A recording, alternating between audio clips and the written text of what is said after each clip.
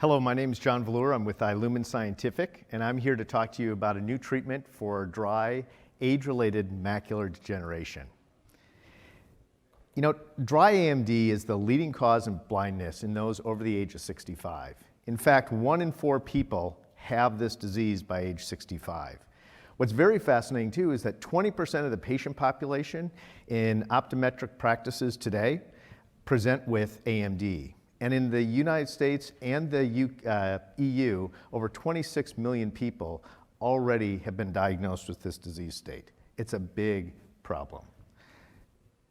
When you look at it, it's a degenerative disease. It affects your central field of vision, and it essentially creates a fog or a haze that progresses over time. The leading issue here is that there are no treatment solutions that have been cleared by the FDA to treat this problem here in the United States. And it results in geographic atrophy or wet AMD neovascularization. Let's talk a little about i-Lumen AMD and our therapy. We created a low-level microcurrent stimulation to activate specific cells within the retina. Our office-based treatment will be delivered by ophthalmic techs and optometrists. It's a concentrated regimen that we deliver 10 treatments over 5 days. But most importantly is measurable results in less than 5 days. So we know whether the treatment works or not while the patient is going through the treatment regimen. You know, the underlying issue with dry AMD is the fact that there's chronic inflammation that leads to cell degeneration, specifically the RPE cells and the Macular cells, as well as the neural cells over time. And it's those RPE cells and those Macular cells that provide the support network for the neural cells to effectively activate and operate. And those neural cells are what are responsible for taking light in, processing it, and sending it back to the brain via the optic nerve. So how does our technology work?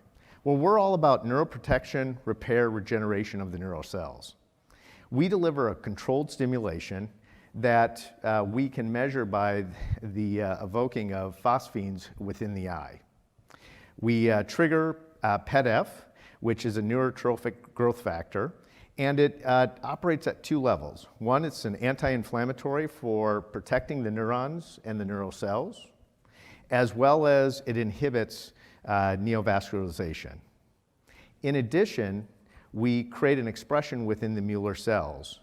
And by doing that, what they provide is then neuroprotection, repair, and regeneration of the neural cells, specifically the photoreceptors.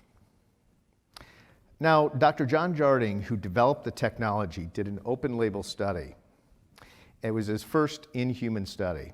It had 539 eyes that were treated. The treatment regimen was 8 treatments over 4 days.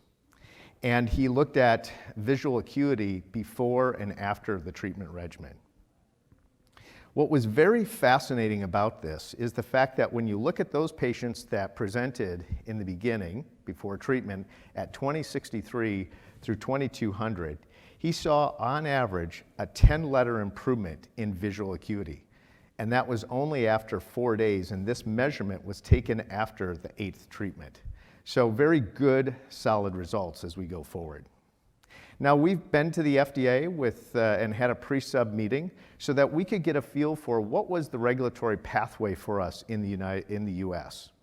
And they came back and signaled to us that it would be a 2-step process, that it would be a Class 2 de novo. We would do a safety study and follow that up with an efficacy study. And they also indicated that the minimum efficacy measurement would be 10 letters of improvement. And so we are starting a clinical study with 30 patients, a safety study with 30 patients, 5-day treatment regimen, and a 6-month follow-up.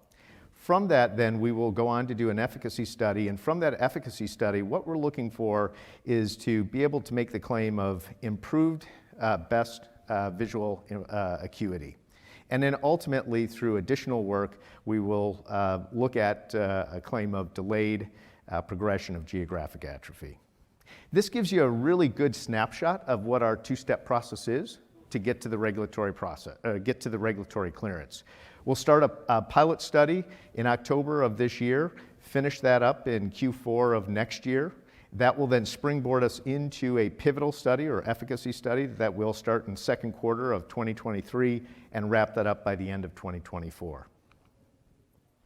So what does our revenue model look like? It's a razor blade. We've already done our due diligence as it relates to reimbursement, and we believe that the reimbursement for a daily treatment will be between $800 to $1,100. Essentially, the physician will bill that, and our razor blade is essentially the electrodes that are applied to the patient while the treatment is being delivered. And we expect to be able to generate at least a 50% gross margin for the physician and a very good margin for the organization as we go forward. From an intellectual property perspective, we already have several patents granted around the way in which the stimulation is delivered to the treatment site, and we're continuing to expand our patent portfolio, and we'll have a number of additional patents that we will expect to get granted during 2022 and 2023. From a management team and board of directors, we have a really strong bench. The team itself, the management team itself, has been involved with surface stimulation above the neck for 15 years with 3 different products. The team has also executed 3 sales from those products.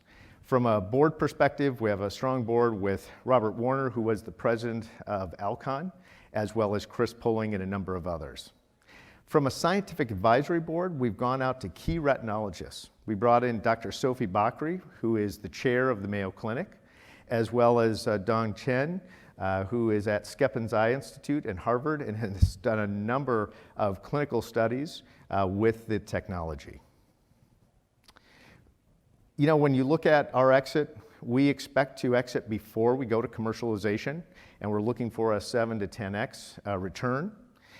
We are currently in the process of doing a Series A2 raise. We're looking to raise $7 million. We already have raised $3.9 million and looking to close that out by the third quarter. Again, this gives you a very good overview of what those milestones are against the capital raise. We will do a Series B raise in 2023 to fund the final study. Rationale, reason for investing, right? First of all, this is a disruptive disease that really creates a challenge with the ability to age in place. There are no treatment solutions. This is a very large market. We've got a technology where you see measurable results in 5 days, and we've got a 48-month plan to get ourselves through FDA clearance. So I look forward to talking with all of you more about the opportunity to help carry us forward as we bring this technology to market. Thank you very much.